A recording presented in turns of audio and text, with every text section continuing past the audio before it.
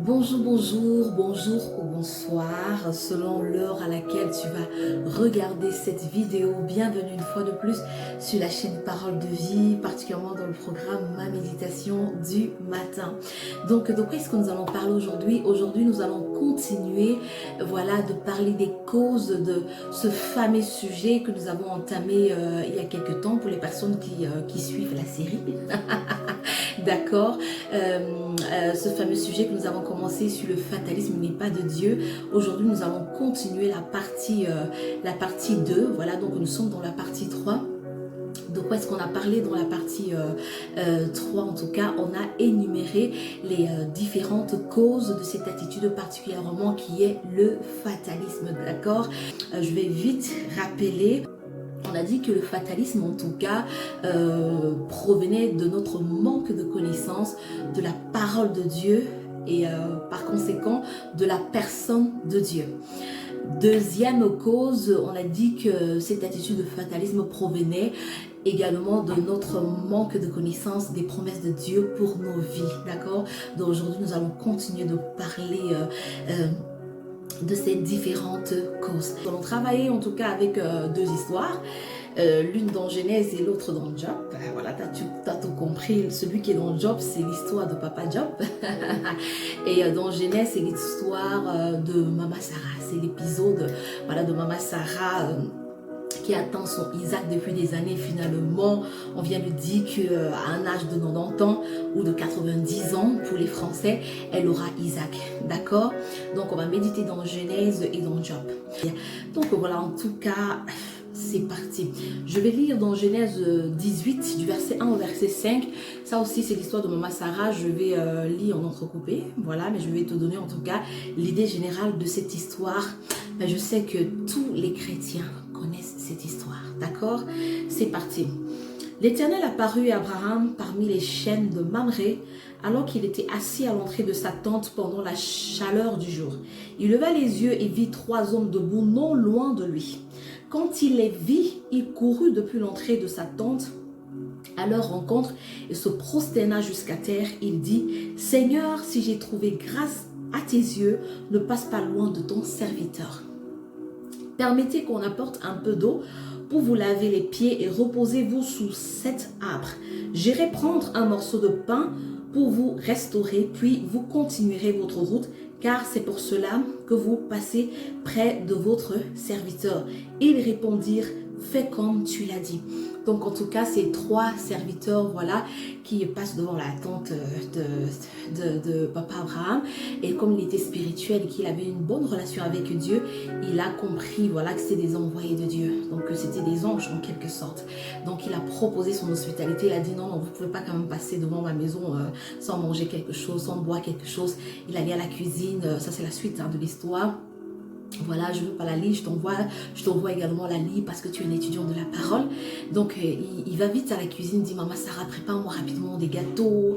Voilà, il va chercher du lait, du lait caillé. Et puis, il demande à ses serviteurs de préparer un agneau. Donc, voilà, il vient comme ça servir ces trois invités, et pendant qu'ils sont en train de manger, ils vont poser une question. D'accord? Donc, on va continuer. Donc, puis ils lui dirent, ça sont les trois hommes, où est ta femme Sarah? Il répondit, elle est là dans la tente. L'un d'eux dit, je reviendrai vers toi à la même époque et ta femme Sarah aura un fils. Sarah écoutait à l'entrée de la tente derrière lui. Abraham et Sarah étaient vieux d'un âge avancé et Sarah ne pouvait plus espérer avoir des enfants. Elle rit en elle-même en se disant, maintenant que je suis usée, aurais-je encore des désirs? Mon Seigneur aussi est vieux. L'Éternel dit à Abraham, pourquoi donc Sarah a-t-elle ri en se disant, est-ce que vraiment j'aurai un enfant, moi qui suis vieille? Y a-t-il quoi que ce soit d'étonnant de la part de l'Éternel? Au moment fixé, je reviendrai vers toi à la même époque et Sarah aura un fils. Sarah mentit en disant, je n'ai pas ri, car elle eut peur, mais il dit au contraire, tu as ri. Amen, amen. Donc voilà, ça c'est pour l'histoire. Et si on veut commencer au début de l'histoire, on sait que Dieu, lorsqu'il a demandé à Papa Abraham de quitter sa terre de Charan et d'aller dans une terre qu'il lui donnera, Voilà, il lui avait promis Isaac, il lui avait promis un fils, il avait promis à Abraham de faire de lui le père des multitudes, d'accord? Donc voilà. Maintenant, on rentre comme ça dans la première partie. On va prendre la première partie, la première rubrique de notre méditation qui est la rubrique études. Donc, on va continuer avec les causes de cette attitude qui est le fatalisme. Et pour les personnes qui se demandent c'est quoi le fatalisme, en tout cas, je t'envoie écouter la première partie. On a donné la définition du fatalisme. C'est tout simplement l'attitude de quelqu'un qui s'abandonne aux événements, qui prend les événements avec résignation, avec passivité, d'accord? Quelqu'un par exemple qui va se dire en tout cas c'est mon destin, moi j'ai cherché le travail fatigué, je n'ai pas trouvé le travail, en tout cas c'est mon destin, c'est terminé pour moi. C'est ça l'attitude de fatalisme. Donc voilà, la troisième cause de cette attitude en tout cas c'est la durée de l'épreuve. On prend bien entendu le cas de maman Sarah, cette épreuve a énormément duré. Et à cause de la durée de cette épreuve, voilà, maman Sarah à un moment donné s'est découragée. Elle s'est dit en tout cas, de toute façon moi j'aurais... je n'aurai jamais d'enfant, je mourrai stérile. Donc elle est tombée à cause de la durée de l'épreuve dans cette attitude de fatalisme. Pourquoi je parle de la durée de l'épreuve? Parce qu'il faut bien se dire que depuis le temps que Dieu a déplacé Abraham de son pays de Charan vers un pays qui lui donnera, Abraham avec 75 ans, c'est-à-dire 75 ans pour les Français, d'accord? Et il a eu finalement sa promesse à 100 ans, c'est-à-dire il a eu Isaac quand il avait 100 ans. Donc voilà, à partir de l'âge donc ça faisait 25 ans, donc ça faisait 25 ans qu'il attendait cette promesse, d'accord? Donc Sarah, elle de son côté a eu Isaac, elle avait 90 ans, c'est-à-dire 90 ans pour les Français. Donc ça voudrait dire que Abraham, lorsqu'il quittait Charan, avec un écart d'âge de 10 ans avec Sarah, donc elle avait 65 ans lorsqu'il quittait Charan. Donc elle obtient en fait cette promesse à 90 ans ou 90 ans. D'accord? Donc ça voudrait dire que elle également, elle a attendu la promesse pendant 25 ans. 25 ans d'attente, franchement, c'est énorme. Donc avec cette attente, Sarah en tout cas est tombée dans l'attitude de fatalisme. Elle s'est dit de toute façon, je vais mourir stérile parce qu'il n'y a qu'à voir l'attitude qu'elle a eue lorsque les serviteurs, voilà, les hommes qui ont visité Abraham ont dit, en tout cas ta femme aura un enfant. Elle a ri, elle s'est dit mais les gens s'ils sont sérieux ou bien ils blaguent ou bien, vraiment, faut pas blaguer comme ça. D'accord? Ils sont sérieux. Moi, je vais avoir un enfant. Vraiment, faut même pas me déranger. Mangez seulement votre gâteau, l'agneau qu'on a préparé pour vous là et partez. Parce que l'autre là, moi j'ai déjà dit Seigneur, j'ai accepté mon sort, je mourrai stérile. D'accord? Donc voilà, donc à cause de la durée de l'épreuve, Sarah s'est découragée, elle est tombée dans l'attitude de fatalisme. Amen. Maintenant, on va voir, voilà, d'un autre côté, une personne dans la Bible, en tout cas, qui en tout cas est passée par une épreuve semblable à celle de Sarah, c'est-à-dire que c'est une épreuve qui a duré, mais pour autant, elle n'est pas tombée dans cette attitude de fatalisme, elle a continué à espérer, elle était déterminée à obtenir sa bénédiction. Voilà, on va parler comme ça de la fameuse femme à la perte de sang. Pour les personnes qui connaissent cette histoire, en tout cas, c'est dans Matthieu 9, verset 18 au verset 22. Il y a une autre version de Marc, en tout cas, qui est beaucoup plus explicite que Matthieu. Il est dit de cette femme que cette femme avait une perte de sang, c'est-à-dire pour les, voilà, pour les sisters, on se comprend. Voilà, elle saignait, voilà, elle avait ses menstrues, tout. En fait, elle avait ses menstrues. En tout cas, 7 jours sur 7, 24 sur 24, 31 sur 31, 365 jours sur 365 jours. D'accord? Donc, pendant comme ça, 12 ans, cette femme se mettait des protections. D'accord? Pendant 12 ans, elle a visité un nombre incalculable de médecins. Et elle a dépensé tout son argent. Ça, c'est la précision que Marc donne, Marc 5, je t'envoie lire. Mais elle n'a pas trouvé de solution. Au contraire, on dit que sa situation s'empirait. Au contraire, d'accord. Mais lorsque la femme à la perte de sang a entendu en tout cas parler de Jésus, des exploits qu'il faisait dans le domaine de la guérison, elle s'est dit en elle-même, la parole de Dieu précise, elle s'est dit en elle-même, si je touche seulement le pan de sa robe, je serai guérie. Elle ne s'est pas découragée. Elle aurait pu dire, de toute façon, ça fait 12 ans que je souffre. Voilà, je me suis résolue à rester dans cette situation. Je mourrai de ça. De toute façon, voilà, peut-être c'est l'un des... ce Jésus-là peut être, je sais pas moi, ça peut être un charlatan. Voilà, franchement, je suis fatiguée. J'ai déjà trop marché par rapport à ma situation. Non. La femme à la perte de sang s'est dit, en tout cas, je vais encore essayer. Cette guérison, je l'aurai. D'accord? Et lorsque tout le monde connaît l'histoire, elle a touché le pan de la robe de Jésus, elle a été guérie, elle a obtenu sa guérison malgré la difficulté de l'épreuve, d'accord? Tandis que de l'autre côté, Maman Sarah s'est accrochée sur le fait que, en tout cas, nous sommes vieux. Nous sommes vieux, l'enfant là, ça va sortir d'où? D'accord? Donc voilà, elle s'est accrochée, elle est restée dans une attitude de déterminisme, elle était déterminée et finalement, elle a obtenu, voilà, sa guérison. Mon frère, ma soeur, peut-être que ma soeur, tu passes peut-être par la stérilité comme Maman Sarah et peut-être ça fait longtemps que tu pries. Cette épreuve a tellement duré que tu es fatigué. Je viens comme ça t'encourager aujourd'hui pour te dire, voilà, ne tombe pas dans cette attitude parce que ce n'est pas ta portion, d'accord? Voilà, lève-toi comme la femme à la perte de sang. Et maintenant, j'ai envie de dire que en tout cas, cette cause ne fait que se rallier à la première cause dont on a parlé dans la partie 2, c'est-à-dire à notre manque de connaissance de la personne de Dieu. Pourquoi je dis cela? Parce que lorsqu'on voit l'attitude de la femme à la perte de sang, la Bible précise qu'elle a dit en elle-même, si seulement je touche le bord du vêtement de Jésus, je serai guérie. Elle n'a pas dit si seulement je touchais ce Jésus, n'importe où. Elle a dit le bord, que je m'en vais toucher le bord. Donc, elle allait vers Jésus en connaissance de cause. Elle connaissait la parole de Dieu. Pourquoi je dis qu'elle connaissait la parole de Dieu? Parce qu'il est dit dans Malachie 4, verset 2, lorsqu'on annonçait la venue du Messie et les miracles qui devaient accompagner le Messie. On dit dans Malachie 4, verset 2, mais pour vous qui craignez mon nom, se lèvera le soleil de la justice, c'est-à-dire Jésus, et la guérison sera sous ses ailes. Vous sortirez et vous sauterez comme des veaux. D'accord? Donc, elle connaissait la parole. Et ensuite, elle connaissait également les promesses de Dieu pour sa vie. Parce que, voilà, la parole disait que Jésus venait pour les captifs, pour les captifs de la maison d'Israël. D'accord? Elle en faisait partie. elle en faisait partie. Donc, à cause de sa connaissance de la parole, ça a boosté, voilà, sa foi. Et puis, elle a adopté cette attitude de déterminisme.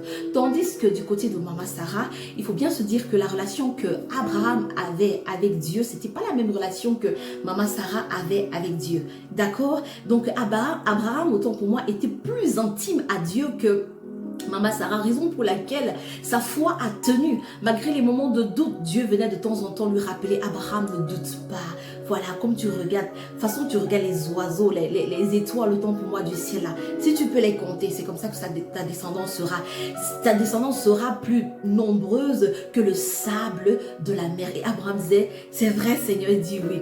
Il dit, je continue de croire. Donc il avait une relation intime avec Dieu par rapport à Sarah, raison pour laquelle lorsque Dieu lui a même demandé de donner Isaac en sacrifice, il n'a pas prévenu Sarah. Sarah devait lui dire, mais je pense que, attends, qu'est-ce que tu dis là? De toute façon, j'ai attendu cet enfant là, toi tu vas monter là-bas pour l'offrir, ton Dieu là il est comment? Tu vois, Abraham n'a pas prévenu Sarah parce qu'il savait en tout cas que Sarah n'avait pas la même relation avec Dieu, voilà, que lui, il avait. Amen, amen. Donc voilà, on va continuer en tout cas. La quatrième cause de cette attitude de fatalisme, en tout cas, c'est lorsque, voilà, une personne tient Dieu responsable de ses malheurs. Amen. On va prendre notre personnage de la Bible. Là, on va rentrer dans l'histoire de Papa Job. Papa Job, en tout cas, pour les personnes qui connaisse son histoire, a tenu Dieu responsable de ce qui lui est arrivé, de ce qui arrivait, de son malheur, de son épreuve, d'accord. Papa Job a traité Dieu de tous les noms. En tout cas, on va aller au fur et à mesure pour que tu comprennes. Je vais prendre comme ça les versets pour te montrer que Job, en tout cas, a accusé Dieu. Il a pointé Dieu du doigt. Il a dit, c'est toi qui es en train de me frapper. C'est toi qui me jette la maladie. C'est toi qui as tué mes enfants. C'est toi, en tout cas, c'est toi. D'accord. Pour les personnes qui connaissent l'histoire de Job, en tout cas Job était un homme très riche dans sa génération, d'accord. Il avait beaucoup de biens, il avait beaucoup d'enfants, d'accord. Il était béni en tout cas, mais un jour, du jour au lendemain, il a tout perdu. Il a tout perdu du jour au lendemain, ses enfants, ses richesses, sa femme et sa santé, d'accord. Et à partir de là, Papa Job a vraiment commencé à dérailler, d'accord. Il a commencé à accuser Dieu. Il a dit, Dieu, tu es responsable de mes malheurs. Pourquoi je dis ça? En tout cas, il est tombé dans cette attitude de fatalisme parce que Job s'est dit, en tout cas, ça ne vaut plus la peine que je vive. Pourquoi je dis qu'il est tombé dans cette attitude de fatalisme? On va voir Job 3, verset 20 au verset 21. C'est Job qui parle. Il dit, pourquoi Dieu donne-t-il la lumière à celui qui souffre, la vie à ceux qui connaissent l'amertume, qui attendent son succès, la mort et la recherche plus qu'un trésor? C'est-à-dire que moi là, c'est fini. Je cherche la mort, ça ne vient même pas. Pourquoi tu me donnes la vie? On prend également Job 6, verset 11. C'est toujours Job qui parle. Il dit, aurais-je encore d'espérer? Quelle sera ma fin pour que je veuille persister à vivre? Il dit, pourquoi je veux persister à vivre? En tout cas, moi je connais déjà ma fin. D'accord, vu comment mon corps est là, parce que vraiment la maladie que Job avait, on dit qu'il avait, voilà, il avait des pus sur lui. Vraiment, il était devenu squelettique en tout cas. Et on va prendre encore un dernier verset qui montre que Job est tombé en tout cas dans cette attitude de fatalisme. Job 6 verset 9, que Dieu consente donc à m'écraser, qu'il libère sa main et m'achève. Il me restera au moins une consolation, une joie malgré la douleur dont il m'accable. D'accord? Job s'est dit en tout cas, qu'est-ce qui m'attend encore? Faut me tuer, tue-moi une fois. D'accord? Finis une fois ce que tu as commencé. D'accord? Je veux mourir. En tout cas, c'est terminé pour moi. Je ne sais pas ce qui m'attend encore. J'ai tout perdu. Donc, moi, j'aspire à la mort. Pourquoi tu me donnes encore la vie? Ensuite, j'ai dit que Job, voilà, il est tombé dans cette attitude de fatalisme parce que, pour ceux qui connaissent son histoire, il a maudit le jour où il est né, le jour où il est arrivé dans ce monde. Il a maudit ce jour-là. Il a dit que ce jour-là ne soit même plus compté dans les jours de l'année. Et il s'est dit pourquoi est-ce qu'il n'est pas mort lorsqu'il est sorti du ventre de sa mère, etc. Donc Job vraiment c'était chaud quoi, c'était chaud. Il a commencé à lâcher les paroles. Et ensuite, Job, pourquoi je dis que Job pensait que c'était Dieu qui était à l'origine de ses malheurs? On va prendre Job 30 verset 11, c'est toujours Job qui parle. Il dit, puisque Dieu m'a privé de ressources et m'a humilié, plus rien ne les arrête. Dieu l'a privé de ressources et il a humilié. Job 30 verset 19. Dieu m'a jeté dans la boue et je ressemble à la poussière et à la cendre. Job 30 verset 20 à 23. Je vais prendre juste le verset 21. Tu t'es changé en ennemi cruel contre moi. Tu me combats avec toute la force de ta main. Job 9 verset 34. Qu'il retire son bâton de dessus de moi. Que cette terreur ne me tourmente plus. D'accord? Ça, ce sont les propos de Job. Donc, Job pensait que c'était Dieu, en tout cas, qui était en train de l'affliger de cette manière. Et pour ça, il s'est dit, de toute façon, qui peut contester contre toi? Donc, mon sort est scellé, tue-moi une fois. Pire encore, Job a traité Dieu d'injuste. Job a dit que Dieu c'est un Dieu injuste. À quoi ça sert d'être juste? À quoi ça sert d'être intègre? Parce que voilà, dans son histoire, il y a ses amis qui sont venus par après pour le reconforter. Bon, ses amis, eux également, ils étaient à l'ouest, hein, parce qu'ils disaient qu'en tout cas, Job, laisse-nous ça, il faut quand même nous dire la vérité. Tu peux pas dire que tout ce qui t'arrive là, tu n'as jamais rien fait. Tu as toujours été intègre. Non, non, c'est pas possible. Job a défendu sa justice, défendu son intégrité jusqu'au bout. Il a dit jamais j'ai toujours été intègre. C'est pas normal que tous ces malheurs voilà tombent sur moi. Donc Dieu c'est un Dieu injuste. De toute façon ça ne sert à rien même de lui obéir parce que voilà il traite le méchant de la même manière que le juste. Ça c'est ce qui est sorti de la bouche de Job. Tellement c'était chaud, d'accord. voilà, on va voir là où Job traite, voilà, je vais prendre quelques versets, peut-être 2 maximum. Job 9, verset 21 à 22. Suis-je intègre? Je ne le sais pas. Moi-même, je suis dégoûté de mon existence. Qu'importe après tout, en effet, j'ose le dire, il extermine l'homme intègre aussi bien que le méchant. Ça, c'est Job qui dit ça. Job 10, verset 2 à 3. Prends-tu plaisir à faire reposer ta faveur sur les projets des méchants? Donc, il dit que non, Dieu, c'est pas normal. Moi, j'ai toujours été intègre. Pourquoi tu me fais ça? Alors que je vois les méchants là-bas qui sont en train de prospérer. Tout ce qui m'arrive, normalement, ça devait arriver aux méchants. Donc, tu n'es pas un Dieu juste. Amen, amen, amen. Donc, Job est tombé vraiment dans cette attitude de fatalisme. Et il a complètement perdu la tête. Voilà, il a complètement perdu la tête. Et il y a un dernier intervenant. Pour les personnes je fais que répéter, qui connaissent l'histoire, il s'agit d'Élihu qui a pris la parole. Il les a vraiment recadrés. D'accord? Élihu a dit que vraiment je vous écoute depuis des heures. Mais j'ai l'impression que Job, tu as vraiment perdu la tête, et ainsi que tes amis. D'accord? Laisse-moi t'expliquer qui est ce Dieu-là. Parce qu'il faut bien te dire que l'attitude de fatalisme, voilà, c'est-à-dire, du moins c'est la cause, cette cause, le fait de tenir Dieu responsable de nos malheurs provient toujours de notre manque de connaissance de la personne de Dieu. S'il avait une intimité profonde, c'est vrai qu'il était intègre, mais il faut bien se dire que ce n'est pas parce que, voilà, il était intègre, il pratiquait la parole, etc., qu'il avait une intimité avec Dieu. Parce qu'on va voir aussi le cas de Corneille dans la Bible. Corneille, voilà, c'était un homme intègre, il priait 3 fois par jour, mais il n'avait pas une relation avec Dieu. Il n'était pas, voilà, il ne connaissait pas Jésus. On a vu que Pierre a été conduit par le Saint-Esprit chez Corneille pour aller prêcher Jésus, afin qu'il rencontre vraiment Jésus. Et c'est ainsi que Corneille voilà, a été baptisé, lui et toute sa famille, du Saint-Esprit. D'accord? Donc il faut bien se dire que ces personnes intègres dans le passé pratiquaient le judaïsme. Voilà, on ne fait pas ça, on ne fait pas ça. Donc il s'est forcé vraiment à marcher sur le droit chemin. Donc Job ici se basait sur sa justice, d'accord? Il se basait sur tout ce qu'il faisait. Il donnait à manger à la veuve, à l'orphelin. Enfin, il faisait toutes ces choses, d'accord? Donc c'est pour ça qu'il ne comprenait pas pourquoi tous ces malheurs arrivaient. Il s'est donc dit qu'alors c'est Dieu qui s'est déchaîné contre moi. Maintenant, Élihu, je parlais d'Élihu tout à l'heure, qui a intervenu après pour dire, attendez, je vais vous regarder, toi Job, là, tu as un problème, tu vois. Donc Job, s'il te plaît, c'est vrai que ton épreuve est dure, mais tu as perdu la tête en fait. Je vais te rappeler quelque chose, je vais t'expliquer un peu c'est qui ce Dieu, tu ne le connais pas, d'accord? Élihu a pris la parole, il dit ceci, on va prendre Job 34, versets 5 à 12.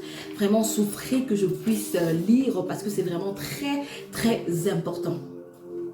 Donc voilà, Job 34, versets 5 à 12, Job dit en effet, c'est lui qui répète ce que Job dit. Il dit, Job dit en effet, je suis juste et Dieu me refuse justice. Alors que j'ai raison, je passe pour un menteur. Ma blessure incurable alors que je n'ai pas commis de transgression. Y a-t-il un homme tel que Job qui boive l'insolence comme l'eau? Ça c'est lui qui dit, tu es vraiment insolent Job.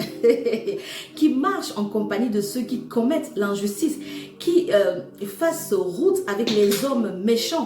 En effet, il a dit, l'homme ne gagne rien à mettre son plaisir en Dieu. C'est-à-dire, ça ne sert à rien d'obéir à Dieu. Lorsqu'il va vouloir te frapper, là, il ne va même pas faire la différence entre le méchant et toi. Écoutez-moi donc, homme de bon sens. Ça, c'est Élihu qui parle. Dieu n'a rien à voir avec la méchanceté. Le Tout-Puissant n'a rien à voir avec l'injustice. Il paye à l'homme le salaire de ses actes. Il traite chacun en fonction de sa conduite. En vérité, Dieu ne commet pas le mal. Le Tout-Puissant ne fausse pas le droit. Amen. Ça, c'est Élihu qui rappelle ça à Job. Toi qui dis que Dieu traite le méchant de la même manière que le juste là. Tu n'as rien compris, tu ne le connais pas. Ensuite, il va aller au chapitre, on va prendre le chapitre 36, le verset 6 et le verset 7. Il dit, il lui parle toujours, il dit, il ne laisse pas vivre le méchant et il fait droit aux hommes. Il ne détourne pas les yeux des hommes justes, il les place avec les rois sur le trône. Il dit que c'est de ce Dieu-là qu'il s'agit. Toi, tu as tout faussé sur la ligne. Voilà, ce Dieu-là est juste, d'accord, et il récompense les justes. D'accord? C'est-à-dire ta justice que tu brandis depuis le début là. Est-ce que tu sais que la parole de Dieu dit que notre justice est un vêtement souillé à ses yeux?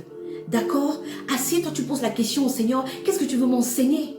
Amen. Dieu voulait juste par cette épreuve, il a permis cette épreuve pour pouvoir se révéler à Job. Parce que Job, pour pouvoir l'amener dans une autre dimension de son intimité avec Dieu, mais il n'a rien compris. Parce qu'il faut bien te dire, mon frère, ma soeur, peu importe ton épreuve, Dieu n'est pas à l'origine de tes malheurs. Parce que je vais prendre l'exemple tout simplement des parents naturels que nous sommes. Combien de fois combien de fois nous aimons nos enfants? Quel parent pourrait-il décider de dire, ah, mon enfant là, je vais lui jeter telle maladie, mon enfant là, je vais provoquer un accident dans sa vie, mon enfant là, il ne faut pas qu'il réussisse. Quel parent peut dire ça? Tout parent souhaite un avenir meilleur pour ses enfants. Combien de fois Dieu? La parole de Dieu dit qu'il nous a tellement aimé qu'il a donné son fils, il a quitté son trône éternel pour toi et moi. Comment pourrait-il être à l'origine de tes malheurs? Comment pourrait-il te jeter la maladie? Ah, si tu as pensé ça, mon frère, ma soeur, relève-toi et demande pardon. Amen, amen, amen. Ça, c'était le cas de Job, mais à la fin, on va voir que, en tout cas, Job va demander pardon. Pardon. Et je reviens sur le fait que Job ne connaissait pas vraiment Dieu. On va voir lorsque Dieu va intervenir à la fin, il va dire, bon, ok, Job, je t'ai longtemps écouté, viens un peu ici, la voix. Il a dit, viens un peu ici, on va causer. Ceux qui connaissent l'histoire, ils savent ce que Dieu a dit à Job. Il dit, quand je créais le ciel et la terre, là, tu étais là, Job. Tu connais les dimensions de la mer. Donc, viens un peu ici, on cause. Qu'est-ce que tu racontes même à mon sujet? Et puis, Job s'est humilié. Il a vraiment compris qu'il était à côté de la plaque. À Job 42, versets 5 à 6, Job a dit lui-même, mon oreille avait entendu parler de toi, mais maintenant mon œil t'a vu. C'est pourquoi je me condamne et je reconnais mes torts sur la poussière et sur la cendre. Et Dieu a restauré dans sa grande bonté, dans sa grande miséricorde, voilà la vie de Job. Il a redonné à Job tout ce qu'il avait perdu et même le double, j'ai envie de dire le triple même, d'accord? Donc Job a tout retrouvé doublement. Amen, amen. Donc c'est ça l'histoire de Papa Job. Mon frère, ma soeur, peu importe ton épreuve, sors de cette attitude de fatalisme. Ce n'est pas Dieu qui est à l'origine de tes épreuves. Il permet, chaque fois qu'il permet, c'est pour t'amener dans une autre dimension. C'est pour te bénir. D'accord, on dit tout concourt au bien de ceux qui aiment Dieu. Je ne cesserai jamais de le dire. Amen, amen. En tout cas, on va continuer, on va prendre la 5e cause. Et voilà, on peut tomber dans cette attitude de fatalisme à cause de l'intensité de l'épreuve. Parce qu'il faut bien se dire que, franchement, l'épreuve de Job, c'était dur. C'était vraiment très fort. Parce que Job n'a pas tout perdu au bout d'1 an, au bout de 2 mois, au bout de 5 ans. Il a perdu tout au bout de 2 jours. Le premier jour, il a perdu enfants, troupeaux, serviteurs, donc toutes ses richesses en un seul jour. Le premier jour, il a supporté, il a dit, en tout cas, Dieu a donné, Dieu a repris, que son nom soit glorifié. Il a rendu grâce. Mais le deuxième jour, on lui jette la maladie. Et sa femme lui dit, maudit Dieu meurt. Sa femme l'a quitté. Il dit que, mais il y a un problème là. Seigneur, il y a un problème. Et puis, c'est alors là que Job a commencé à tout maudire. Et il a déraillé, il a dit... en fait, il a tenu tous les propos que nous avons cités tout à l'heure, voilà. Mais Job aurait pu aussi dire ce qui est dit dans 1 Corinthiens 10 verset 13, il dit, aucune tentation ne vous est survenue qui n'ait été humaine, et Dieu qui est fidèle ne permettra pas que vous soyez tentés au-delà de vos forces, mais avec la tentation, il préparera aussi le moyen d'en sortir afin que vous puissiez la supporter, d'accord? Donc peu importe l'intensité de ton épreuve, je te comprends, mon frère, ma soeur, mais relève-toi. Dieu a déjà préparé la porte de sortie des puits. Il a déjà déposé les forces en toi pour tenir face à cette épreuve. Il dit qu'il ne peut pas permettre que tu sois tenté au-delà de tes forces. Donc, Job aurait pu également dire ça. Le deuxième jour, il dit, non, non, non, Seigneur, je vais tenir, donne-moi les forces. La parole de Dieu dit, fortifiez-vous en moi. D'accord? Dieu lui aurait donné les forces. Amen, amen. Et en parallèle, on va prendre une dernière histoire. Voilà un exemple, l'histoire de Anne qui a vraiment, en fait, elle a traversé une épreuve dont l'intensité était vraiment très forte. Voilà, pour les personnes qui connaissent dans 1 Samuel, l'histoire de Anne qui cherchait un fils. On ne précise pas, la Bible ne précise pas combien d'années elle a passé dans cette stérilité, mais la Bible nous dit tout simplement que sa coépouse Pénina l'a mortifiée, elle se moquait d'elle tout le temps. Donc elle avait mal de ne pas avoir d'enfant. Et un jour, elle s'est décidée, elle a dit, Seigneur, tu vas me donner cet enfant. Elle a prié de toutes ses forces, avec des pleurs. La parole de Dieu dit qu'elle n'arrivait même pas à prononcer des mots. Elle priait dans son cœur. D'accord? Et au point où le sacrificateur Élie, lorsqu'il a vu ça, il s'est dit qu'elle était ivre. Et elle a répondu à Élie, non, non, non, je ne suis pas ivre. Sinon, d'autres versions disent, je suis ivre de ma douleur. Il y a d'autres versions qui disent, c'est le trop plein de ma douleur et de mon chagrin qui me fait prier comme ça. D'accord? Donc elle avait mal de ne pas avoir cet enfant. Et elle a exprimé ça devant Dieu. Elle n'est pas tombée dans le fatalisme. Elle ne s'est pas dit, c'est terminé, de toute façon, c'est mon destin. Voilà, je suis née stérile, je mourrai stérile. Elle a dit non. Elle connaissait les promesses de Dieu pour sa vie. Il n'y aura pas de stérile en Israël. Dieu le dit. Elle a dit non, non, non, Seigneur, tu es fidèle à ta parole, tu dois accomplir ta parole. Amen.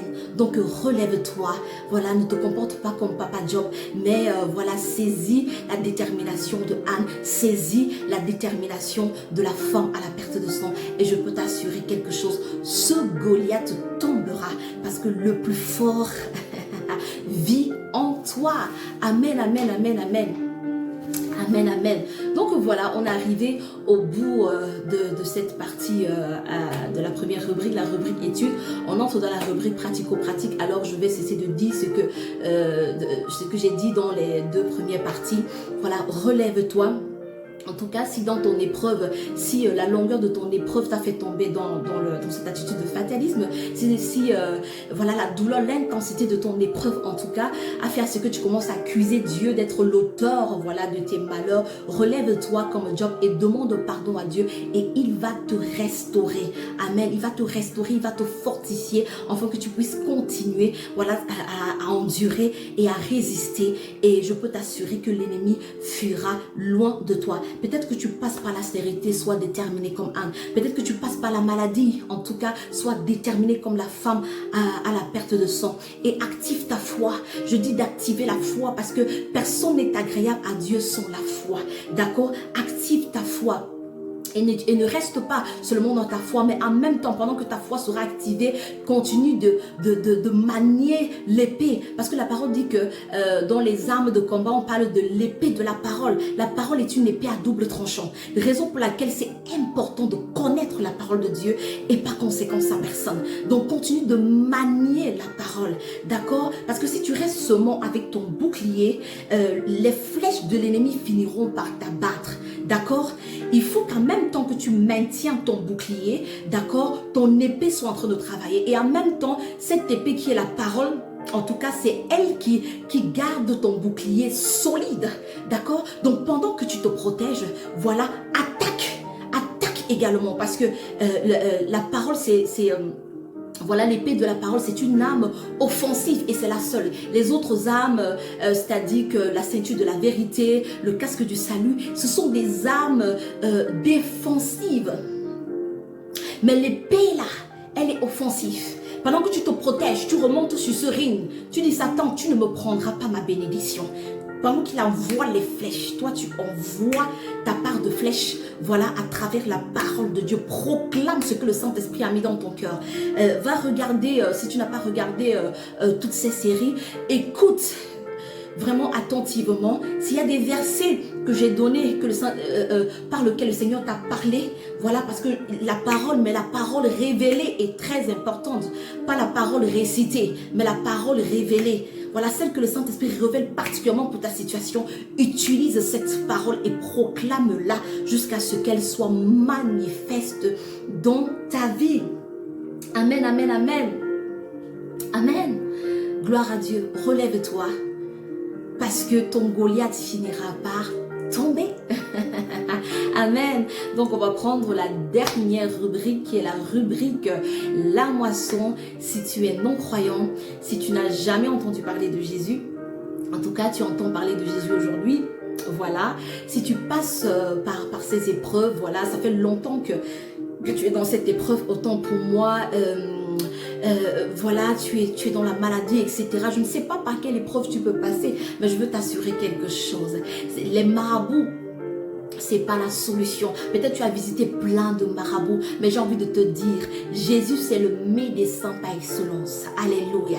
D'accord? Ta solution se trouve en Jésus parce que la parole de Dieu nous dit voilà, qu'il a reçu le nom au-dessus de tous les noms. D'accord? Devant le nom de Jésus, tout genou fléchit.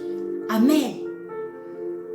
Tout genou fléchit. Les genoux de tes marabouts là, ça fléchit. Les genoux du diable, ça fléchit. Des démons, ça fléchit. Les genoux de ta maladie qui t'accable, là, de ton chômage, là, de ta stérilité, ça fléchit. Amen. Donc voilà, si tu veux vraiment recevoir ce Jésus dans ta vie, voilà, je te prie de faire cette prière avec moi. Répète avec moi de manière sincère. Et à partir d'aujourd'hui, tu rentreras, voilà, dans la grande famille des enfants de Dieu. Et désormais, tes combats deviendront ses combats à lui. Amen, amen. Donc on y va. Seigneur Jésus, je te rends grâce pour ta parole.